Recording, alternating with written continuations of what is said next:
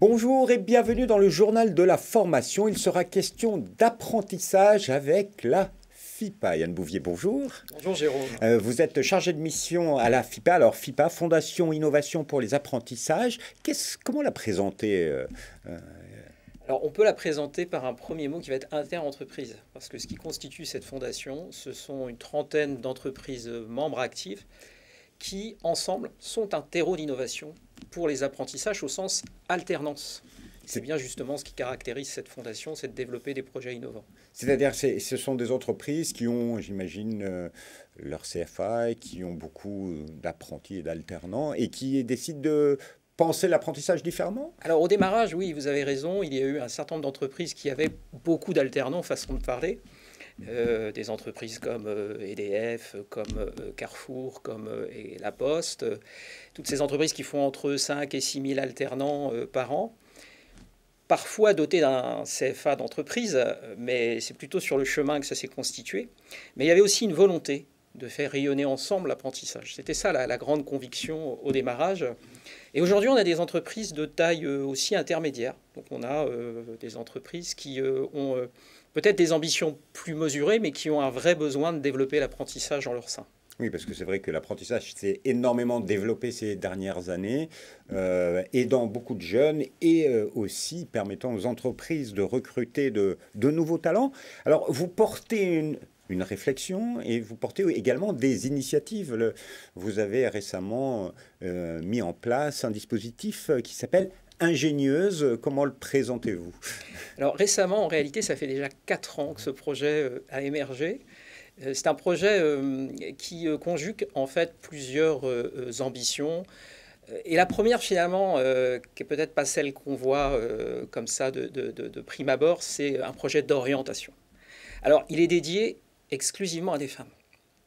On souhaite, par le biais de ce projet Ingénieuse, permettre à des femmes de trouver une voie, avec l'alternance, bien entendu, au sein des entreprises qui sont membres de la FIPA, et de leur permettre tout d'abord de faire un BTS en alternance, et puis ensuite d'aller dans un cursus ingénieur. Donc c'est cette possibilité de les orienter vers une voie technique, parce que c'est peut-être pas forcément là où on les attend. On est en train de lancer notre 4e promotion ingénieuse, et c'est vrai qu'on est extrêmement fiers parce que nous avons cette année réussi à staffer 2 promotions de femmes. Ça remporte un vif succès. Et est-ce que vous pouvez déjà tirer un bilan? Parce que 4 ans, on peut commencer à tirer des bilans. La première génération, elles sont dans des écoles d'ingénieurs aujourd'hui. Parce que sa double vocation, c'est aussi attirer, j'ai l'impression, des femmes sur des métiers d'hommes. Quand on parle d'ingénieurs, il n'y a pas assez de femmes ingénieurs aujourd'hui. Alors oui, c'est exactement ça. Ce postulat, c'est de dire on va proposer à des femmes d'aller dans des milieux qui sont aujourd'hui plutôt occupés et on a des environnements qui sont plutôt masculins. Sauf qu'elles ont une place, elles ont des opportunités qui sont équivalentes. Et pour répondre à votre question, on a maintenant un bilan sur les 2 premières promotions. Alors notre grande satisfaction, c'est qu'elles sont quasiment toutes diplômées. Ça, c'était le premier objectif que nous avions. Et la deuxième satisfaction, et c'était moins évident, elles sont à environ 80% à continuer dans des études supérieures longues, en alternance, toutes, sans exception. Et majoritairement, 75%, elles sont dans des écoles d'ingénieurs. Alors, ce n'était pas évident parce qu'elles sont toutes issues d'origines différentes. On a des cursus qui sont parfois des cursus, des bacs tertiaires. C'est quand même le préalable pour entrer dans ce dispositif. On a certes des spécialités scientifiques. On a même des jeunes femmes qui étaient issues de bacs professionnels, comme quoi on peut aussi, avec beaucoup de détermination, arriver, in fine, à être en école d'ingénieur. Mais on a un petit coup de booster dans ce programme qui est intéressant et qui est important pour nous, c'est qu'on leur permet à mi-parcours de découvrir, en fait, par le biais d'une mobilité internationale. Alors jusque-là, les 3 premières années, elles sont allées aux États-Unis, à New York. Donc on leur permet pendant un mois de s'immerger dans cette culture US qui est, pour nous, quelque chose d'essentiel quand on les prédestine à aller justement dans des études supérieures longues. D'accord. Donc, et alors, ça, c'est une des initiatives que vous avez mis en place, ingénieuse, mais il y a plein d'autres choses. Vous essayez de sensibiliser des jeunes à l'apprentissage. Vous aviez mis en place ce qu'on appelait le passeport apprentissage. Ça, globalement, tout le monde veut pousser les jeunes à faire leurs études en alternance parce qu'il y a un vrai intérêt pour la société de demain. Alors, le passeport pour l'apprentissage, vous faites bien d'en parler parce que figurez-vous que dans le programme ingénieuse, on a en quelque sorte... C'est un passeport.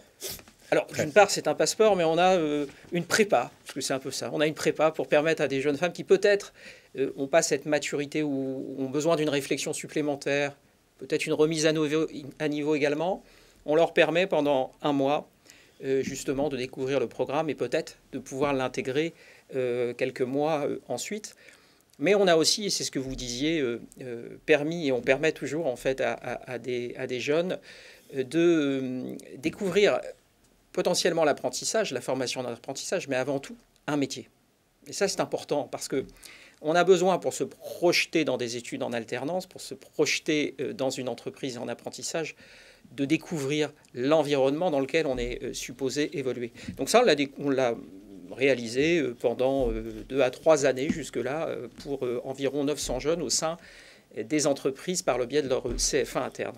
À vous entendre, aujourd'hui, il faut encore et toujours mieux orienter les jeunes, leur faire découvrir la diversité des métiers qui existent et casser les stéréotypes.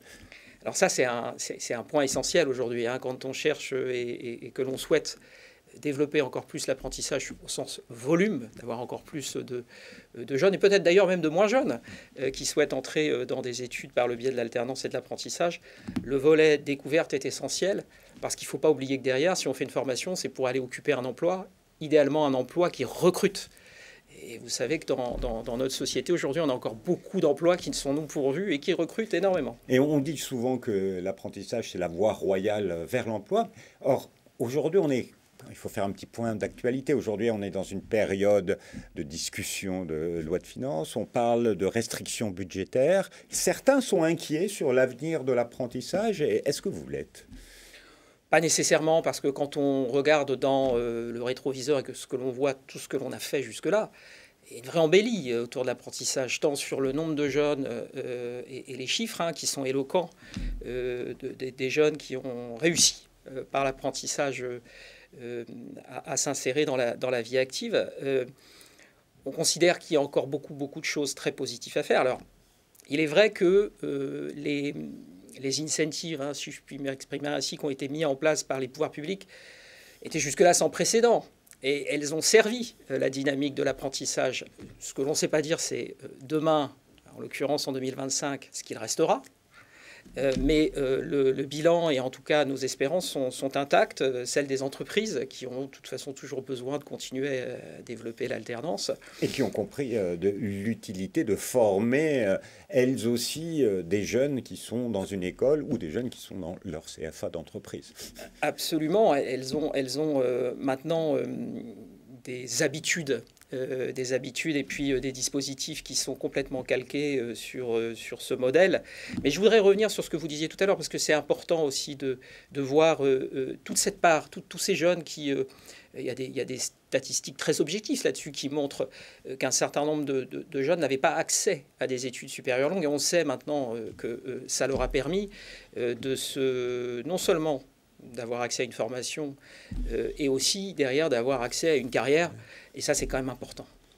L'accès aux études supérieures par l'apprentissage, effectivement, c'est une des plus belles réussites de ces dernières années avec tous ces jeunes qui sont pu rentrer sur le marché du travail avec des vraies qualifications et une vraie expérience. Alors, si vous voulez en savoir plus sur la Fondation FIPA, vous pouvez aller sur www.fondation-fipa.net.